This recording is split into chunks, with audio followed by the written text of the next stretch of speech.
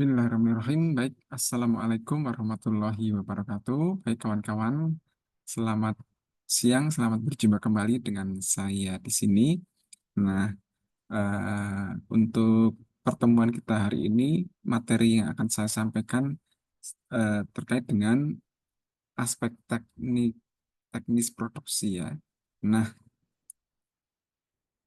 perlu saudara-saudara ketahui bahwa dalam mata kuliah analisis kelayakan bisnis ini, kita akan membicarakan tentang berbagai macam aspek untuk menilai apakah proyek atau bisnis yang akan kita jalankan itu memang benar-benar layak dijalankan atau tidak. Nah, salah satunya adalah dari aspek teknik produksi. Nah, sebelumnya kita akan mencari tahu dulu ya apa itu teknik produksi.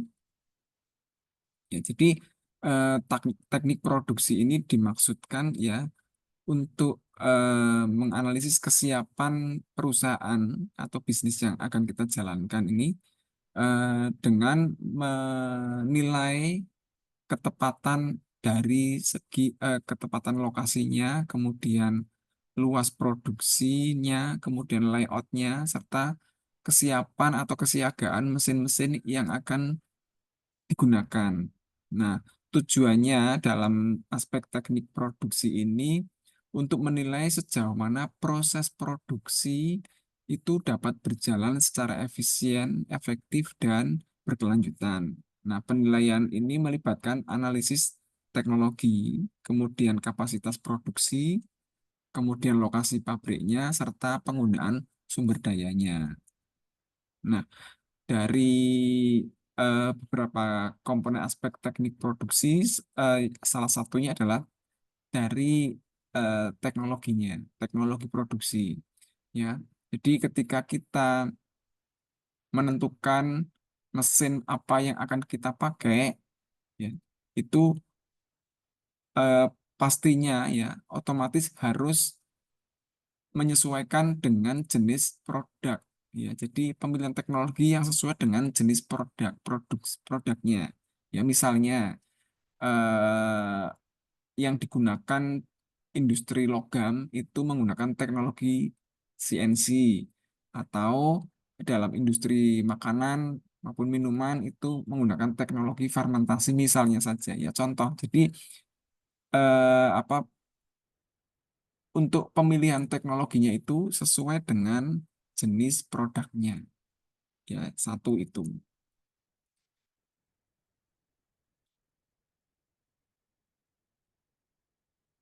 Nah, kemudian di dalam teknologi produksi itu ya efisiensi mesin dan peralatan yang digunakan itu juga menjadi pertimbangan yang penting ya. Nah, contohnya adalah teknologi yang digunakan atau mesin yang digunakan di eh, industri tekstil ya. Contohnya ini, teknologi pemintalan misalkan atau spinning ya. Metode tradisional yang menghasilkan benang berkualitas tinggi dengan kekuatan yang baik ya. Jadi menggunakan teknologi ring spinning. Ada lagi menggunakan open end spinning ya. Jadi ini open end spinning ini proses pemintalan dengan speed yang lebih cepat ya, lebih tinggi. Kemudian lebih hemat energi dibandingkan dengan ring spinning. Ya, jadi ini ada beberapa pilihan alternatif teknologi yang dipakai dalam pemintalan. Kemudian ada teknologi air jet spinning ya. Air jet spinning ini menggunakan udara bertekanan tinggi untuk memintal benang, menghasilkan benang yang lebih lembut. Juga ada rotor spinning. Rotor spinning ini adalah teknologi untuk memproduksi benang dalam jumlah besar dengan kecepatan tinggi. Nah, ini masing-masing memiliki kelebihannya. Kelebihan jadi nanti perusahaan itu bisa memilih mana-mana yang paling pas ya, paling pas dengan eh, daya yang dimiliki oleh perusahaan. Bisa jadi open end spinning itu meskipun proses pemintalannya lebih cepat, lebih hemat, tapi kadang kurang pas ya diterapkan di salah satu perusahaan ya. Namun berbeda pula kadang lebih pasnya menggunakan open and spinning. Jadi ini sesuai harus sesuai dengan kondisi yang ada di perusahaan. Kemudian teknologi otomasi dan digitalisasi ya masih terkait dengan teknologi produksi ya. Ada Enterprise Resource Planning menggunakan ERP, Enterprise Resource Planning, sistem manajemen produksi yang membantu mengatur bahan baku, tenaga kerja, dan jadwal produksi. Ya, sistem ini bentuk sistem manajemennya, sistem manajemen untuk produksi. Jadi ini digunakan untuk membantu mengatur bahan baku, tenaga kerja, dan jadwal produksi. Kemudian ada lagi teknologi AI dan machine learning. Ya, ini digunakan untuk menganalisis data produksi, juga untuk meningkatkan efisiensi dan mengurangi limbah. Ada pula IoT. Jadi ini contoh-contoh aja ya kawan-kawan ya. Contoh-contoh yang diatur dalam dunia teknologi produksi. Salah satunya adalah ERP, AI, machine learning, kemudian IoT, Internet of Things. Jadi IoT ini adalah apa teknologi yang memantau performa mesin dan kualitas produksi secara real time. Jadi eh, sensor menggunakan mesin sensor. Jadi nanti otomatis akan tahu, oh ini mesin sering misalnya ada kendala ya, sering mati atau jalannya kurang lancar. Nah, ini ada sensornya. Ini IoT ya. Ini digunakan untuk memantau apa performa dari mesin tersebut. Sehingga nanti ketahuan kalau misalkan jalannya kurang lancar, nah nanti ada kekurangannya apa nanti diperbaiki supaya nanti ke depannya dipakai mesin lebih baik. Kemudian setelah komponen aspek teknologi, teknik produksi setelah teknologi ya ada kapasitas produksi. Ya, jadi setelah kita menganalisis menentukan mesin apa yang akan kita pakai, kemudian apa sistem yang akan kita pakai apa, itu langkah berikutnya adalah menentukan kapasitas produksi. Kapasitas produksi ya bisa dibilang kemampuan ya, penentuan kapasitas optimal untuk memenuhi permintaan pasar. Jadi kita sebagai apa ya pengelola itu harus memahami, paham ya, kapasitas kita itu berapa. Ya, misal kapasitas itu kemampuan kemampuan kita mampu memproduksi itu dalam dalam satu periode itu sampai berapa? Misalkan dalam sehari, dalam seminggu, dalam 1 bulan, dalam 1 tahun, atau dalam 6 bulan, itu periodenya ya. Nah, itu kemampuan perusahaan kita itu dalam memproduksi itu mampunya berapa? Misalkan dalam 1 bulan mampu memproduksi eh,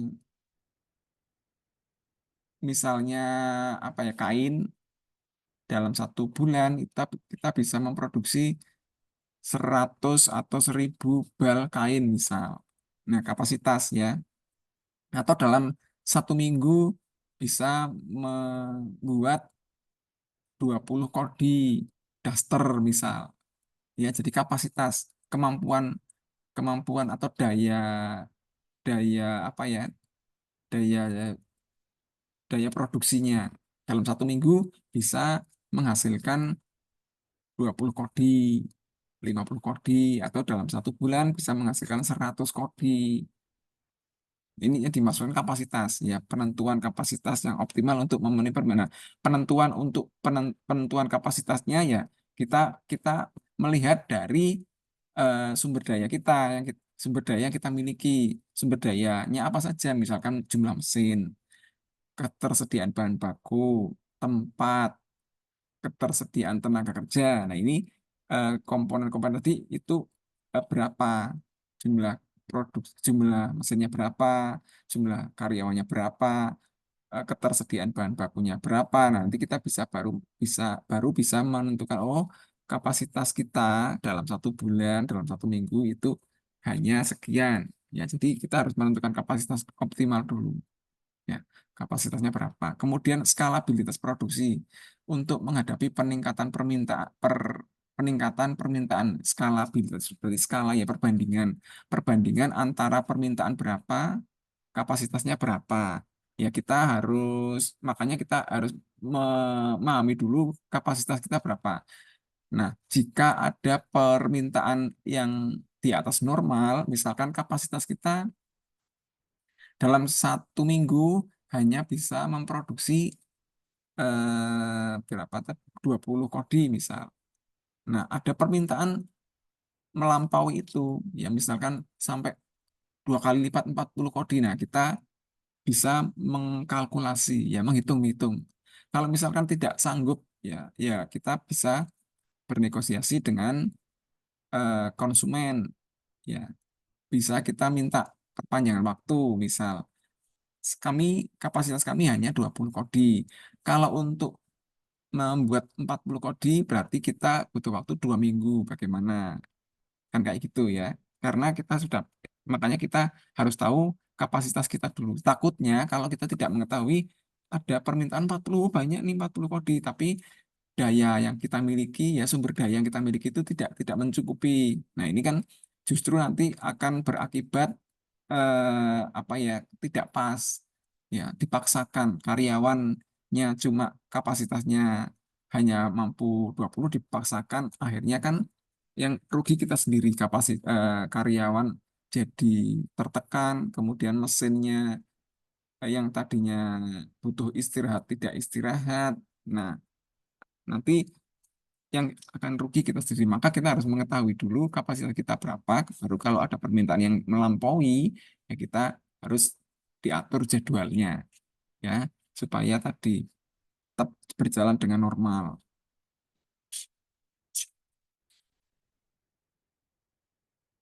Nah, kemudian faktor-faktor yang mempengaruhi kapasitas produksi, kita masih bicara tentang kapasitas ya.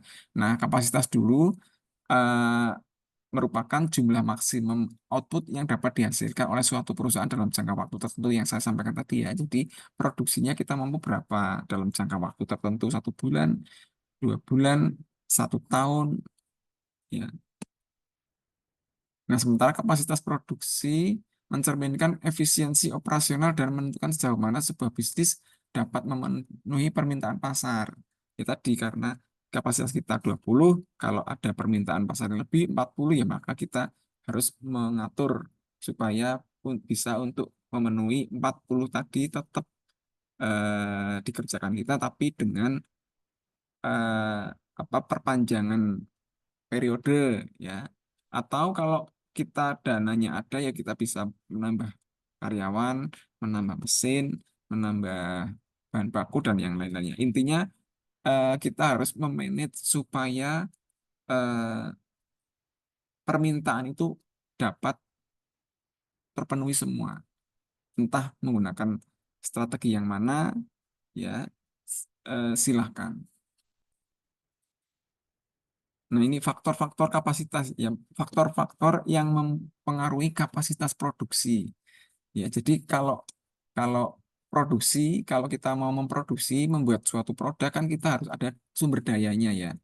Nah, salah satunya adalah sumber daya manusia. Kita punya kapasitas SDM-nya berapa, karyawan berapa. Tadi yang saya contohkan dalam seminggu untuk membuat 20 kodi yang dibutuhkan adalah misalkan 10 orang karyawan. 10 orang karyawan ini dalam 1 minggu bisa memproduksi 20 kodi. Kalau ada permintaan 40 kodi, ya maka kita bisa menambah, berarti harus menambah karyawan. Kalau memang waktunya tetap 1 minggu, tapi dinaikkan kemampuannya menjadi 40, ya maka kita harus menambah jumlah karyawan dulu. Kemudian peralatannya, mesin-mesinnya, kan kayak gitu ya. Kecuali kalau memang bisa kita tetap mau menggunakan 10 orang itu, tapi eh, jangka waktunya saja yang dirubah bisa boleh. Jadi fleksibel saja ya menurut sesuai dengan yang efisien yang mana. Nah, kemudian faktor berikutnya adalah teknologi dan peralatan seperti mesin, kemudian alat-alat yang digunakan dalam produksi. Jadi kan banyak ya, tidak hanya mesin. Mesin pun ada mesin A, mesin B, mesin C, mesin D, dan seterusnya. Termasuk perlengkapan-perlengkapan yang lain yang yang berhubungan dengan produksi. Jadi eh, kapasitas produksi ini juga melihat sumber daya manusia, kemudian teknologinya dan peralatan yang dipakai itu apa. Jadi kita nanti bisa mengetahui kapasitas produksi kita itu ya tadi dalam 1 minggu bisa menghasilkan 20 kodi dengan teknologi sumber daya ketersediaan bahan baku yang dimiliki oleh perusahaan. Kemudian ketersediaan bahan baku ya stok yang ada di gudang yang siap untuk diproduksi itu berapa dalam 1 minggu. Misalkan tadi 20 kodi butuh sekian bal kain, kemudian eh,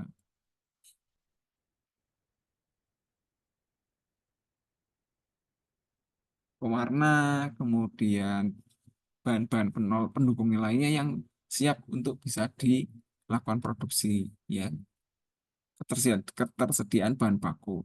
Juga ada sumber daya berikutnya, yang mempengaruhi kapasitas berikutnya adalah efisiensi operasional. Jadi manajemennya, manajemen waktu, manajemen proses produksinya, kemudian strategi perbaikan berkelanjutan ini juga penting ya. Jadi ini bagian dari kapasitas. Ya, manajemen waktunya seperti apa untuk membuat pesanan 40 kodi dalam 1 minggu. Ya tadi misalkan dari segi sumber dayanya ditambahi atau jangka waktunya yang ditambahi dari seminggu menjadi 2 minggu. Ya ini manajemen proses. Atau bisa dari proses produksinya diinovasi yang tadinya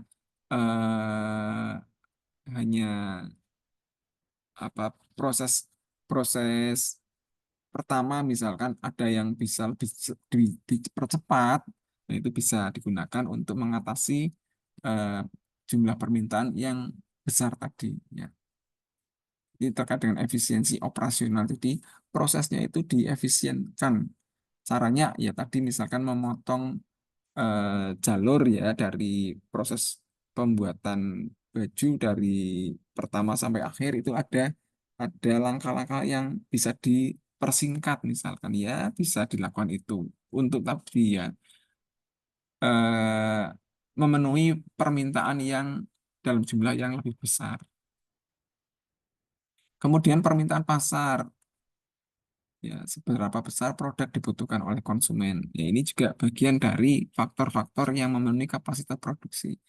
Ya, besaran produk yang dibutuhkan oleh konsumen itu berapa dalam kita harus sebelum menentukan kapasitas produksi kita pertimbangan salah satu pertimbangannya adalah konsumen ya permintaan konsumen setiap minggu itu berapa. Kalau rata-rata setiap minggu yang sudah itu kok 20 kodi ya kita kapasitasnya 20 kodi atau yang lebih bagus lagi kita me- membuat standar yang lebih misalkan eh, menjadi 30. Kalau 30 berarti kita harus tadi menambah mesin, menambah persediaan, menambah karyawan. Nah, supaya ketika ada permintaan yang lebih besar ya dari 20 misalkan 20 menjadi 40, nah kita hanya perlu sedikit sumber daya saja karena 30 sudah tercover baru nanti mencari untuk tambahan yang 10 lagi misalnya seperti itu.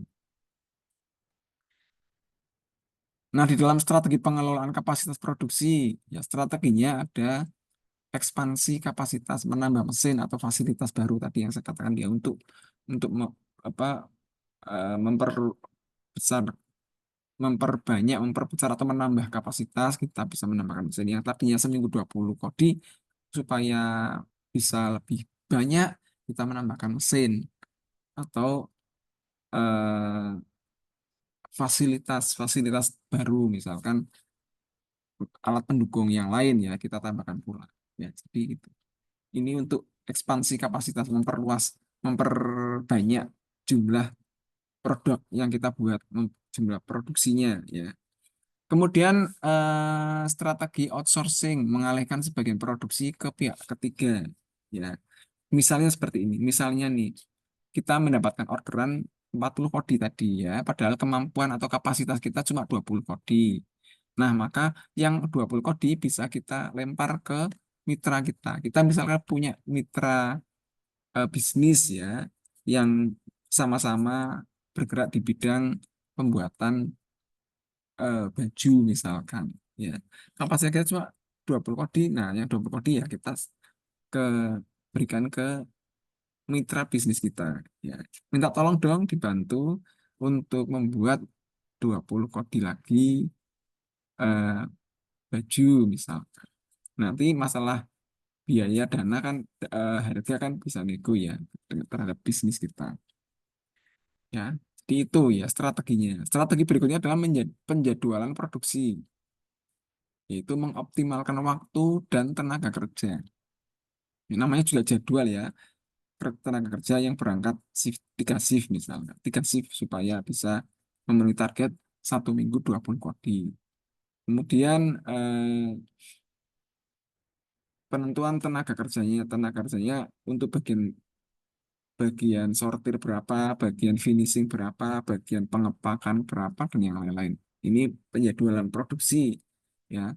Kemudian pemeliharaan preventif mencegah kerusakan mesin untuk menghindari downtime produksi. Jadi setiap beberapa periode mesin itu dicek ya, di servis.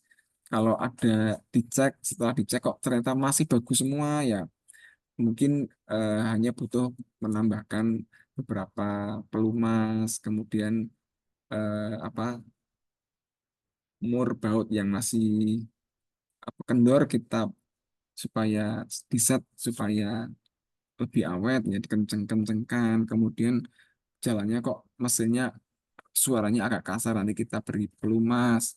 Intinya itu untuk menghindari hal-hal yang tidak diinginkan. Jadi ada pemeliharaan. Ini yang dinamakan pemeliharaan preventif ya, terkait dengan mesin.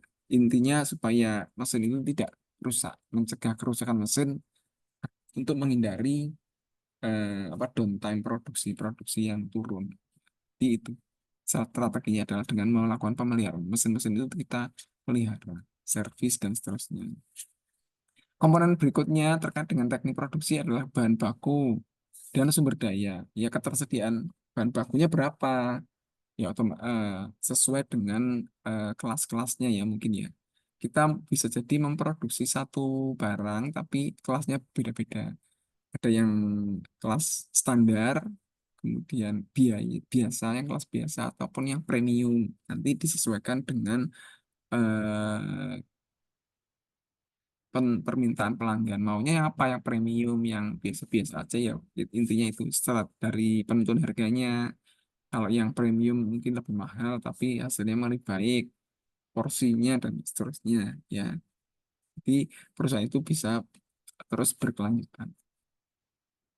Komponen yang penting berikutnya adalah terkait dengan lokasi dan tata letak pabriknya. Ya, jadi lokasi ini pemilihan lokasi strategis untuk mengurangi biaya logistik, desain tata letak yang efisien untuk meminimalkan waktu dan biaya operasional. Ya, tata letak atau lokasi dulu. Lokasi itu kita akan mendirikan proses produksinya di mana, tempat untuk memproses produksi kita itu tempatnya di mana. Kemudian kira-kira yang lokasinya yang paling strategis dalam dunia apa perusahaan atau pabrik itu ya, salah satunya adalah dekat dengan pasar, kondisi masyarakat, oh ya, kemudian eh, tingkat keahlian di wilayah situ bagaimana. Karena kita akan merekrut karyawan dari wilayah setempat. Ya, selain karyawan juga diuntungkan dengan dekat dengan perusahaan, ya tidak perlu perjalanan jauh yang memakan waktu dan tenaga. Kemudian tata letak pabriknya disetting sedemikian rupa supaya alur atau proses pembuatannya itu lebih nyaman sehingga efisien. Selain efisien waktu, efisien biaya. Ya, proses produksinya di sini tidak jauh-jauh amat dengan outlet atau pasarnya. Jadi tinggal kirim sebentar nanti balik lagi. Ya. Nah, intinya untuk industri manufaktur dalam apa ya, pelaksanaan tata apa manajemen produksi itu fokusnya kepada pe- apa ya, pendapatan oh, ada ini minimalis, ya, biaya yang minimal, menekan sekecil mungkin biaya yang ditimbulkan dari proses produksi tadi. Caranya bagaimana ya tadi? Caranya dengan eh, setiap saat intinya mesin-mesin kita itu selalu siap. Ya, kemudian letak letak tempat produksinya pun tidak jauh-jauh dengan pangsa pasar produk kita. Ya, kemudian pengadaan bahan bakunya juga tidak perlu sampai ke luar negeri yang mahal. Ya, tapi cukup di wilayah kita tersedia. Nah, maka itu lebih murah. Jadi itu ya efisiensi biaya. Kemudian aspek komponen berikutnya adalah tentang berkaitan dengan kualitas dan standar produksi. Ya, kualitas yang kita buat produknya itu seperti apa kualitasnya? Ya, harapannya kan pasti kualitasnya yang bagus ya, tidak mudah rusak. Kemudian dalam jangka waktu lama itu produk kita masih dimiliki, ya, masih awet gitu. Kemudian ada biaya produksi. Ya, berapa sih biaya yang kita keluarkan untuk memproduksi sebuah barang atau 100 barang? Ya.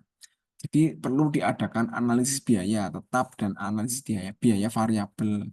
Kemudian itu pun setelah ada analisisnya baru ada yang namanya evaluasi biaya. Ya, biaya yang dikeluarkan berapa untuk menghasilkan 200 kodi dalam 1 minggu, itu biaya yang dikeluarkan berapa? Biaya terdiri dari biaya gaji karyawan berapa, biaya pengadaan bahan baku berapa, dan macam-macam. Ya. Kemudian untuk metode penilaiannya itu kita bisa dengan analisis SWOT. Ya, jadi kekuatan kita itu di mana, seberapa itu kita list. Kemudian kelemahan kita apa, tantangan atau peluangnya dalam ke depan itu apa. Kemudian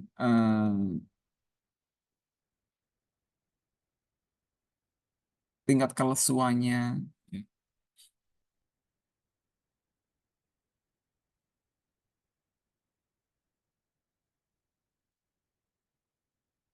Nah, ini analisis. Kemudian break even analisis. Ya, metode selanjutnya break even analysis. BEA ini atau break even analysis itu digunakan untuk menentukan titik impas produksi. Titik impas itu eh, yang terjadi bila mana antara produksi dengan keuntungan itu eh, pas, ya, tidak untung dan tidak rugi. Atau ini ketika kita sudah mengetahui, oh, kita di 3 bulan ini, ya, akan, atau bulan-bulan 2 bulan mendatang kebutuhan bahan baku kita sudah mulai menipis dan diperkirakan tidak sampai, ya, tidak cukup. Nah, maka kita harus eh, menyusun rencana, ya, strateginya bagaimana, ya, kita dari jauh-jauh hari sudah order produk yang akan kita buat, kita olah menjadi plastik atau baju tadi, ya. Jadi titik impasnya berapa. Kemudian yang kedua, metode kedua adalah simulation and modeling untuk menguji efisiensi proses produksi. Jadi proses produksi itu disimulasi, kalau seperti ini nanti hasilnya bagaimana, ya, lebih menguntungkan atau tidak dari segi produksinya atau dari segi waktunya. Mungkin kalau dipaksakan jam 8 sampai jam 16 itu sih normal, ya, tapi kalau harus pulang jam 18.30, nah ini justru akan menambah beban untuk karyawan. Justru nanti akan takutnya menurunkan kinerja dan akhirnya produksi juga ter, apa, terkena efeknya. Kemudian metode berikutnya simulation and modeling untuk menguji efisiensi proses produksi. Jadi, proses produksi dari A sampai Z itu sudah efisien apa belum. Kalaupun belum, ya kita harus mencari supaya efisien itu yang seperti apa. Ya, begitu ya. Ini metode analisis break apa per komponen aspek teknik produksi. Ini tadi udah. Nah, jadi kesimpulannya adalah aspek teknik produksi yang matang akan memastikan efisiensi operasional, kualitas produk yang tinggi, dan pengurangan biaya produksi yang pada akhirnya meningkatkan daya saing bisnis di pasar. Begitu ya. Jadi efisiensi operasionalnya diatur sedemikian rupa supaya efisien. Kualitas produknya juga diatur sedemikian supaya kualitasnya bagus. Juga terkait dengan biaya ya, biaya produksi semakin apa simpel, singkat proses pembuatannya juga biasanya keuntungannya juga semakin meningkat ya. Yang pada akhirnya meningkatkan daya saing bisnis di pasar. Nah, kalau pro- perusahaan-perusahaan itu tumbuh subur, produksinya bagus ya, terserap di itu. Nah, ini bisa jadi ada kesempatan untuk bisa ekspansi ke luar negeri. Ya, baik. Begitu kawan-kawan sekalian yang dapat saya sampaikan terkait dengan materi aspek teknik produksi. Nah, untuk pertemuan-pertemuan selanjutnya kita akan membahas eh, masih seputar dunia analisis kelayakan bisnis. Ya, baik kawan-kawan, nanti video ini akan saya unggah di sistem elang. Silakan bisa diakses dan dipelajari. Baik, begitu kawan-kawan sekalian yang dapat saya sampaikan. Terima kasih. Wassalamualaikum warahmatullahi wabarakatuh.